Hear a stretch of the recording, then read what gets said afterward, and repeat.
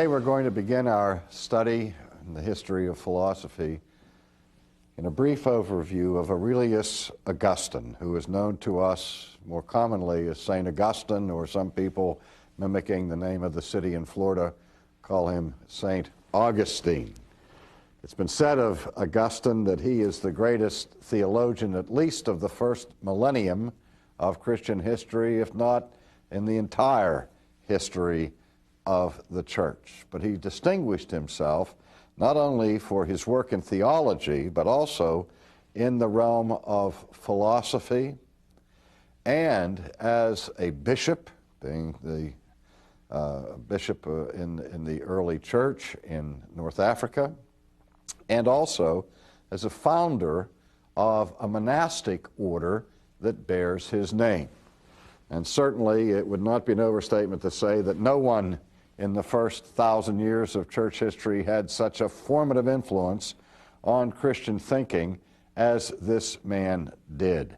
And part of the thing that is so important in understanding Augustine is that he didn't have the advantage, as Anselm did, and as Aquinas did, and later Luther and Calvin and Edwards did, of having had an Augustine to go before them. He was on his own, more or less. He was the pioneering intellectual giant of the early Christian centuries. We also see that in Augustine, he, perhaps more than any single figure, gave definition to the soteriology, or the doctrines of salvation, that define historic Reformed theology and Protestantism, so that Protestants all claim Augustine as their father, while at the same time his definition of the nature and function of the church, that is, his development of ecclesiology, the doctrine of the church, has had a tremendous impact on the development of Roman Catholic ecclesiology, so that the Roman Church also claims Augustine for their own. And much of the debate in the 16th century during the Reformation was a debate about where Augustine fit in the whole scheme of things of that time. Now, Augustine was born in the 4th century, in the middle of the 4th century, in the year 354, and died in the year 430.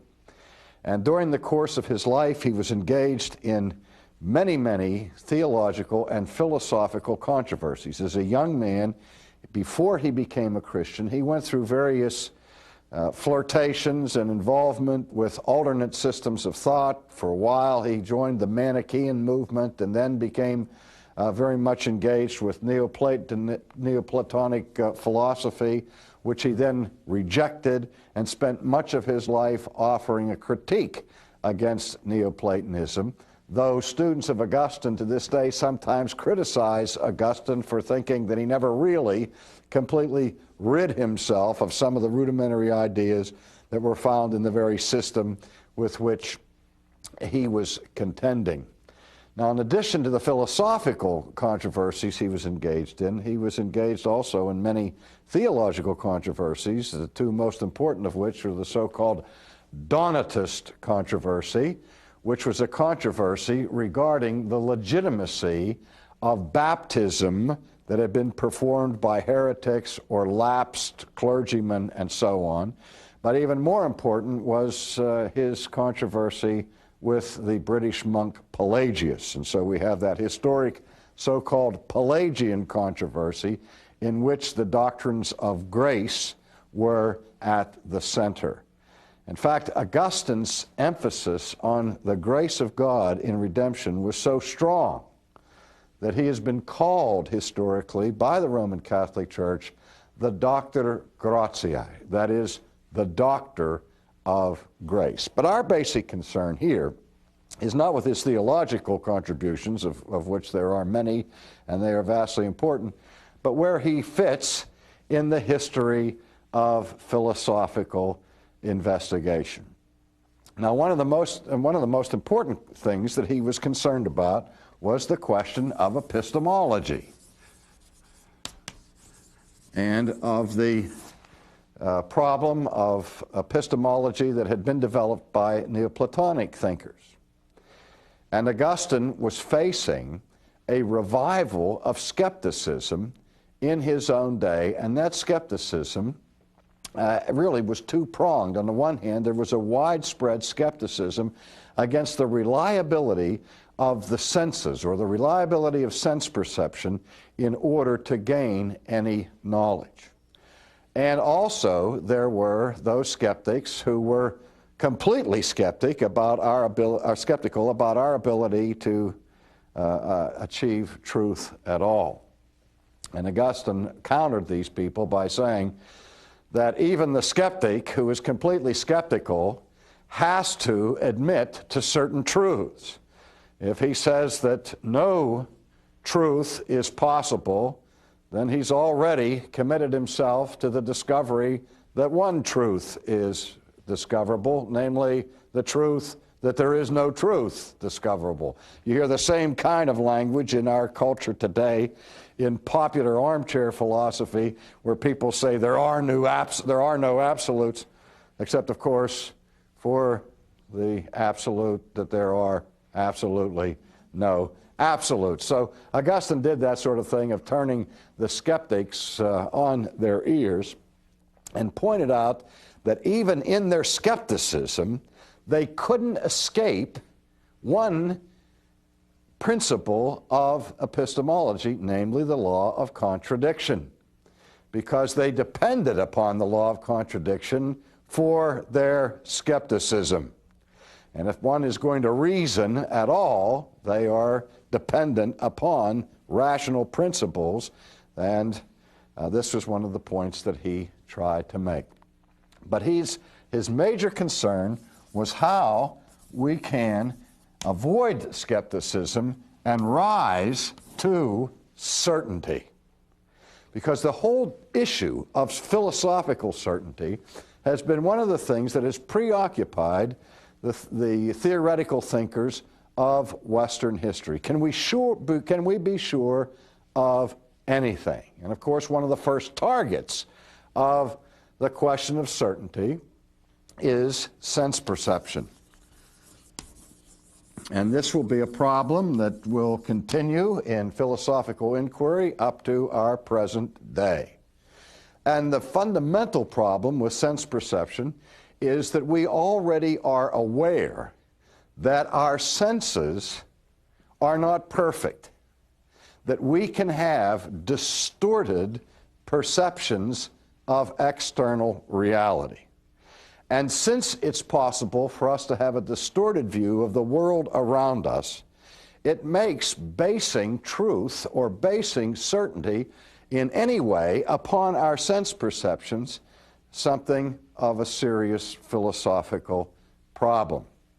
Now, Augustine was not ready to put sense perception at the highest level of certitude by any means, but nor was he prepared to simply jettison sense perception as a useless enterprise. He understood something fundamental to our humanity, and that is that our only transition, our only link to the world apart from our own interior minds and our own thinking is our body.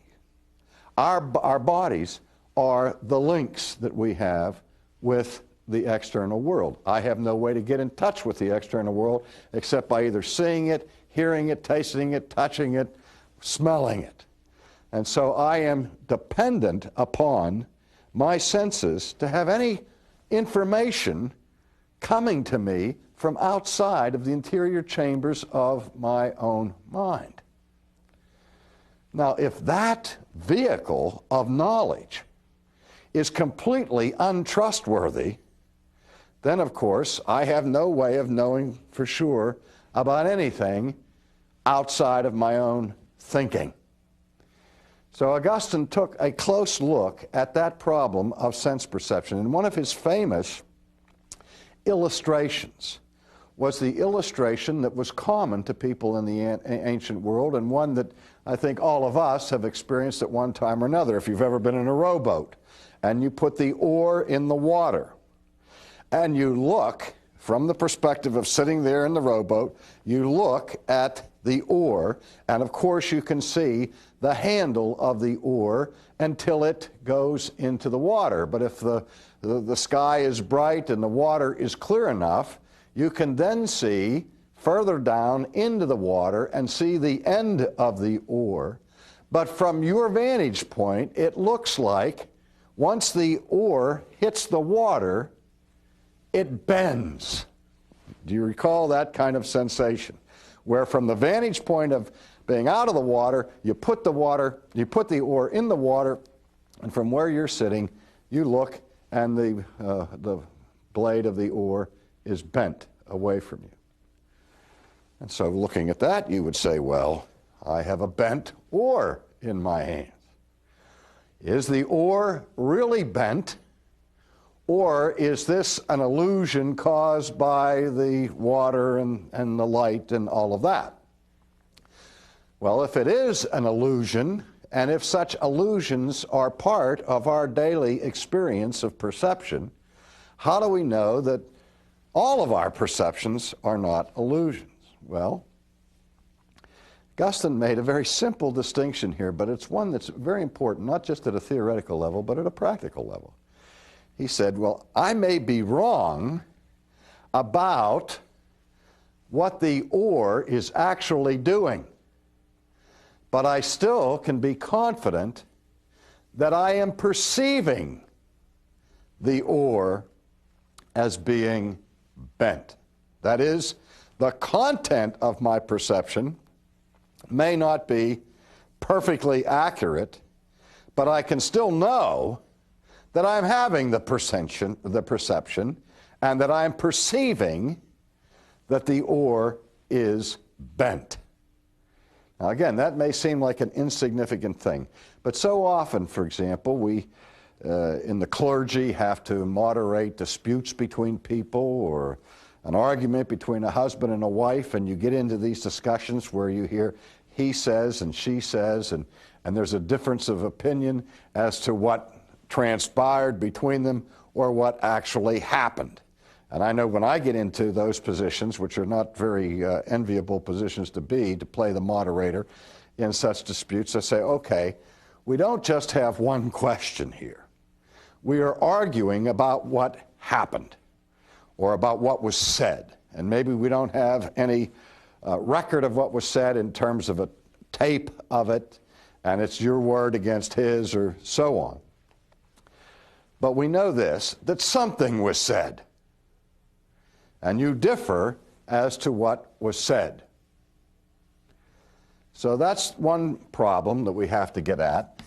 What was said is part of the actual reality. But that's not the only thing you're dealing with. You're also dealing with the perception of the reality. I may say to you, I don't believe that's what you said. I may be lying about that, but I may actually have an error in my memory or whatever, but I actually believe that you said something different from what you say that you said. So that my perception of what happened differs from yours. Now, some people, the relativists, come back and say, well, that's the only truth there is, the truth of perceptions. And so something can be and not be at the same time in the same relationship. If you said that it didn't rain and I believed it did rain, well, it's true that it both rained and it didn't rain at the same time and in the same relationship. No, it either rained or it didn't rain.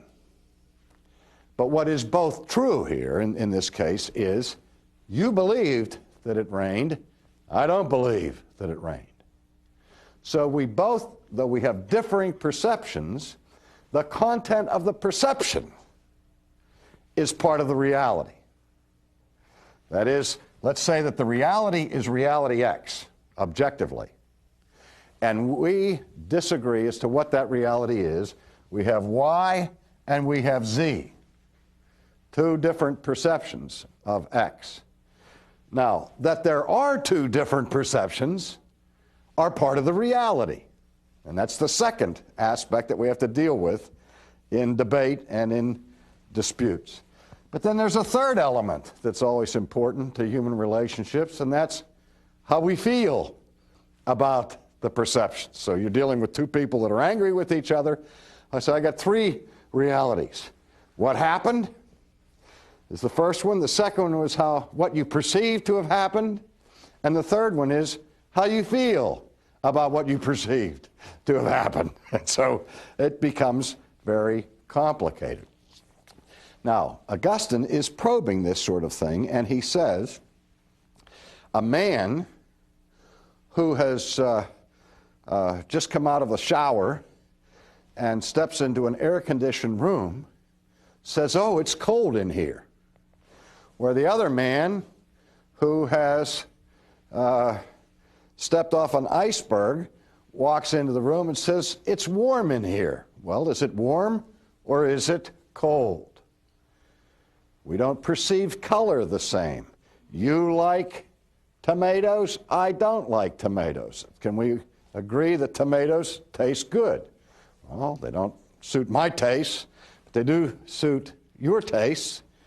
And even though we may not be able to agree on the objectivity of the taste or of the color or of the degree of heat or coldness, we can still have awareness of our perceptions.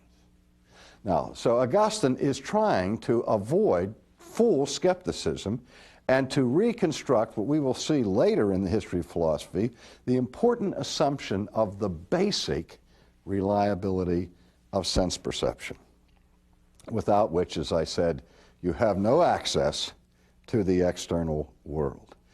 But Augustine did not rest with sense perception because he recognized that there was a difference in terms of the level of certainty that can be achieved between sensory experience and what we might call today the formal level of knowledge, or rational truths, or to make it simple, mathematical truths. We can be certain that 3 and 3 are 6. And they will always be 6, and they have always been 6. We're not talking about 3 apples and 3 apples. We're talking about the formal concept of the relationship between the number 3 as it is added to another number 3 and to the sum of the two, which is 6, which is simply a form of symbolic logic when we reduce mathematics to that point. So, following Plato and his theory of forms and so on, Augustine agreed that there is a higher kind of certainty that comes from the mind or the soul, from rational truth. But he was by no means a simple rationalist in the sense that he thought that the only truth that could be learned would be that truth which was deduced by naked human reason. Rather, the highest level of certainty he was concerned to find not as an abstract philosophical goal, but Augustine was very much concerned about human happiness. But not in the level that was found among the Stoics and the Epicureans, who were just looking for philosophical peace of mind.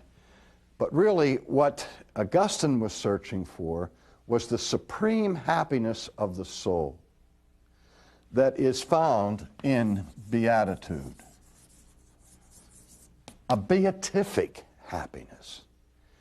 And I put quotes around the word happiness when I talk about Augustine because we have such a cheap use of the term happy. We talk about happiness as a warm puppy, or happiness is making a birdie on the green. No. For Augustine, the ultimate happiness is a knowledge of God. And that, more than anything else, was what he was searching to discover. Now, in the process, as an apologist, he worked out certain arguments for the existence of God. But what he was basically saying was this, that in the first instance, if the mind recognizes that certain truths are objective, necessary, and eternal, such as the truths of mathematics, such as the truths of logic, the formal truths of which I was speaking a moment ago. That there must be, according to Augustine, an immediate recognition that there has to be some foundation for these eternal truths. There has to be some source of it. And he, of course, believed, as a matter of faith at this point, that the ultimate source for truth and for all eternal truth is an eternal being who eternally thinks his perfect ideas. Now you can see the little touch of relationship here to Plato and his theory of ideas. But he says that if any truth is eternal, such as the truth 2 and 2 are 4, or 3 and 3 and 6, or 6, that implies a knowledge of God. That doesn't mean that gives you a personal relationship with God, but rather we get in touch with the content of God's own thoughts. That is, for Augustine, you can deny God religiously, but you can't deny him philosophically if you allow for eternal truth. Because by getting in touch with eternal truth, you're getting in touch with the eternal mind. You may be hostile to that mind, you may be unreconciled to that mind, but you are dealing with that mind as long as you are dealing with formal truth. Now, again, Augustine's also important for calling God the great illuminator, who he used the analogy is just as light of some sort, sunlight or whatever, is necessary for us to be able to perceive things in the external world. If I'm cast into pitch darkness, I can't perceive anything with my eyes without the added extra benefit of the light. So, for Augustine, the mind can know nothing except insofar as God himself functions as the great illuminator. Now, once he gets to his concept of God, he turns his guns with a vengeance on Neoplatonism. Because part of the problem with the Neoplatonists and other Greek philosophers was that they saw the world as a necessary extension of the being of God, denying the free, voluntary work of creation by God, and leaving them caught up somehow in some or other form of pantheism. And so it was Augustine who really developed the Christian concept of creation ex nihilo. Creation ex nihilo. That God creates the universe freely and voluntarily out of nothing. What he means by that is not to violate the cardinal scientific rule, ex nihilo nihil fit, out of nothing, nothing comes. He doesn't mean to suggest that there was some nothing that God then shaped into something, but he's talking about the unique power of God to bring something into being that previously did not exist. And he alone has the power of being to do that, and the way in which he does it, according to Augustine, is through what he calls the divine imperative, or the divine fiat. In this case, fiat is not a little car in Italy, but it is the command that God has the power to say, "Let there be." And by virtue of the sheer creative power of this one who is the eternal source of all being, that he can bring something into being that previously was not.